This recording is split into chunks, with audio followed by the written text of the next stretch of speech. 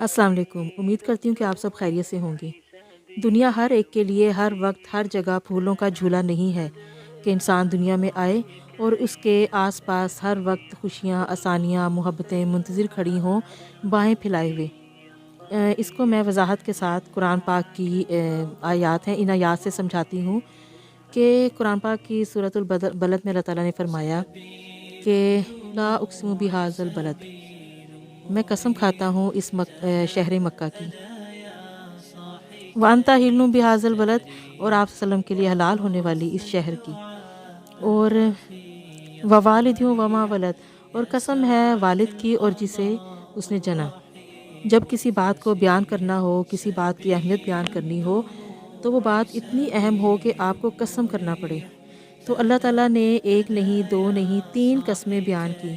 तो फिर इंसान के कान तो खड़े होना बनता है और उसकी तवज्जो इस तरफ होनी बनती है कि अल्लाह ताला ने एक नहीं, दो नहीं, 3-3 कस्में खाई हैं, तो आगे अल्लाह ताला क्या बयान करने वाले हैं? अल्लाह ताला किसके बारे में बयान करना चाह रहे हैं, जो अल्लाह ताला ने इतनी कस्मों पे कस्में अल्लाह ताला ने बयान की हैं। तो ये आगे कितनी अहम बात बताने वाला है अल्लाह ताला, कि जो मेरा अल्लाह ताला कह रहे हैं कि कसम है शहर मक्का की, फिर कह रहे हैं कसम है तेरे वालिद बुज़ुर्गवार हज़रत इब्राहीम अलैहिस्सलाम की, और फिर कह रहे हैं कसम है तेरे पाकीज़ा वजूद की। अब इंसान पूरी तवज्जो के साथ, बिल्कुल पूरी तवज्जो के साथ कान लगाकर सुनेगा कि कसम किस बात पर की जा रही है। तो उसका सारा ध्यान अब अगली बात पर होगा कि आगे क्या बयान होने वाला है। तो जवाब आया कि कसम है शहर मक्का की, कसम तेरे वालिद बुज़ुर्गवार हज़रत इब्राहीम अलैहिस्सलाम की, कसम तेरे पाकीज़ा वजूद की। लक़द ख़लक़नल इंसाना फ़ी कबद, अलबत्ता तहकीक हमने इंसान को मुशक्क़तों में रहता हुआ पैदा किया है। यानी इंसान की ज़िंदगी के अंदर मुशक्क़तें, सख्तियाँ, दुख, तकलीफ़, मुसीबतें, आज़माइशें, हालात की तलख़ियाँ, सख्त मराहल, ये उसकी ज़िंदगी का हिस्सा हैं। और हमने इंसान को डिज़ाइन ऐसे किया है कि ये इन सारे हालात से नबरद आज़मा होकर गुज़रेगा, इन सख्तियों का मुकाबला करेगा और ख़ैर और शर के साथ सारी ज़िंदगी मुकाबला करेगा। ये अगर सख्त जान होगा तो ज़िंदगी में मुराद पाएगा और कामयाब होगा, और अगर ये कमज़ोर हुआ तो पीछे रह जाएगा, हार जाएगा। अब जब कस्में खाईं, पहली कसम मक्का की, तो असल में मक्का में जो तकलीफ़ें, मुशक्क़तें उठानी पड़ी हमारे नबी सल्लल्लाहु अलैहि वसल्लम को, तो उसके बारे में कि आगे अल्लाह ताला ने बयान करना था कि इंसान को मुशक्क़तों में पैदा किया गया, तो इसीलिए शहर मक्का की कसम खाई कि मक्का के हालात, जो हज़ूर पाक सल्लम मक्का में उनको कितनी मुसाइबों आलाम का उनको करना पड़ा, सामना करना पड़ा। छोटे यतीम पैदा हुए, फिर छोटे थे वालदा का, दादा का इंतकाल हो गया। जब नबूवत मिली तो दावत इस्लाम दी, तो किन किन तकलीफ़ों से उनको गुज़रना पड़ा, किन मुश्किलों से मक्का छोड़ना पड़ा। मक्के की तकलीफ़ वाली ज़िंदगी के पेश नज़र मक्का की कसम खाई। तो दूसरी कसम खाई हज़रत इब्राहीम अलैहिस्सलाम की, कि उनको किन किन मसाइब का सामना करना पड़ा, उनके ऊपर कैसे कैसे हालात आए, उनको कैसे नमरूद के साथ, जब नमरूद ने आतिश जलाई तो उनको कैसे नमरूद की आग में, आतिश में कूदना पड़ा, और अपने 9 मौलूद बच्चे और बीवी को वादी में छोड़ना पड़ा, जिधर कोई पानी नहीं था, कोई आबोदाना ना था, जहाँ पे कोई इंसान तो इंसान, कोई हैवान चरिंद परिंद भी वहाँ पर नहीं था। तो उस वीरान वादी में उनको, छोटे से बच्चे को और अपनी बीवी को वहीं पे छोड़ना पड़ा अल्लाह ताला के हुक्म से। कितनी अज़ियतें, तकलीफ़ें सहकर उन्होंने दीन को सरबुलंद किया। इससे बढ़कर क्या होगा कि बेटे की गर्दन पर छुरी रख दी, बना की वादी में अपने लख्ते जिगर को ज़िबा करने पर भी अल्लाह ताला के हुक्म से आमादा हो गए। तो आगे अल्लाह ताला ने इस आयत में बताना था कि इंसान मुशक्क़तों में पैदा किया गया, तो इसीलिए हज़रत इब्राहीम अलैहिस्सलाम की मिसाल दी गई कि उन्होंने किस किस कदर कितनी मुशक्क़तें और तकलीफ़ें सही, और अल्लाह ताला का कुर्ब पाने के लिए कितना उनको आज़माइशों से गुज़रना पड़ा। और तीसरी कसम हज़ूर पाक सल्लल्लाहु अलैहि वसल्लम के पाकीज़ा वजूद की, कि उनको किन किन तकालीफ़, मुसीबतों से, आज़माइशों से का सामना करना पड़ा। हज़रत आयशा फरमाती हैं कि एक दिन हमने हज़ूर सल्लल्लाहु अलैहि वसल्लम से अर्ज़ की कि क्या ओहद के दिन से भी सख्त दिन हज़ूर सल्लल्लाहु अलैहि वसल्लम की ज़िंदगी में कोई गुज़रा है?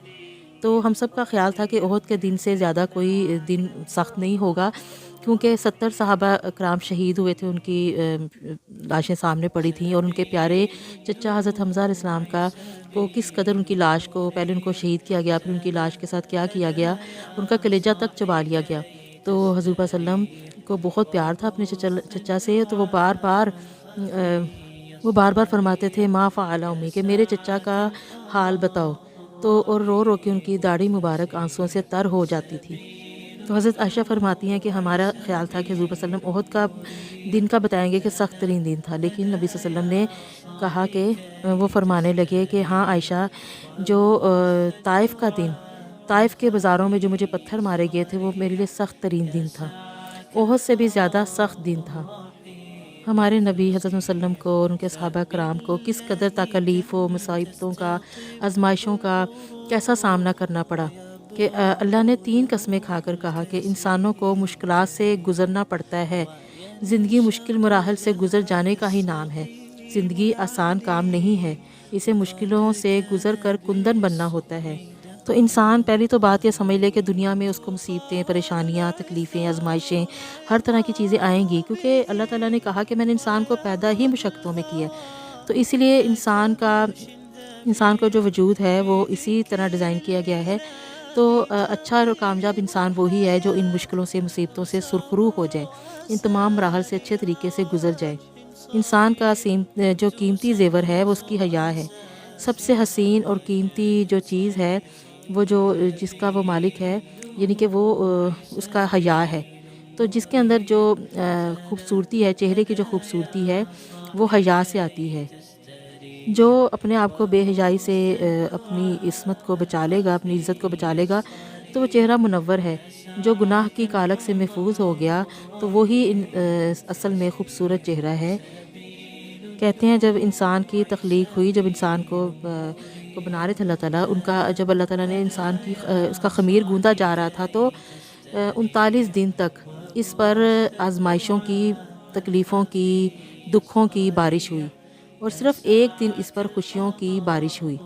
اب آپ خود دیکھ لیں کہ جب اس کا خمیر گوندا جا رہا تھا تو 39 دن تک دکھوں، آزمائشوں، تکلیفوں کی بارشیں ہوئیں، اور صرف ایک دن اس کے اوپر خوشیوں، مسرتوں کا میہ برسا۔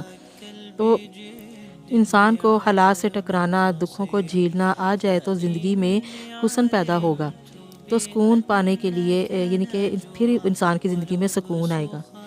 اللہ بخشے میری امی جان کو اللہ تعالیٰ ان کو پر رحمت کا سایہ فرمائے، وہ کہتی تھیں ہری بھی رووے پری بھی رووے، رووے سب سنسار، کہ یعنی کہ جس کو جو جیت گیا ہے وہ بھی رو رہا ہے، جو ہار گیا ہے وہ بھی رو رہا ہے، جس کے پاس سب کچھ ہے وہ بھی رو رہا ہے، جس کے پاس کچھ بھی نہیں ہے وہ بھی رو رہا ہے، بادشاہ بھی رو رہا ہے، فقیر بھی رو رہا ہے۔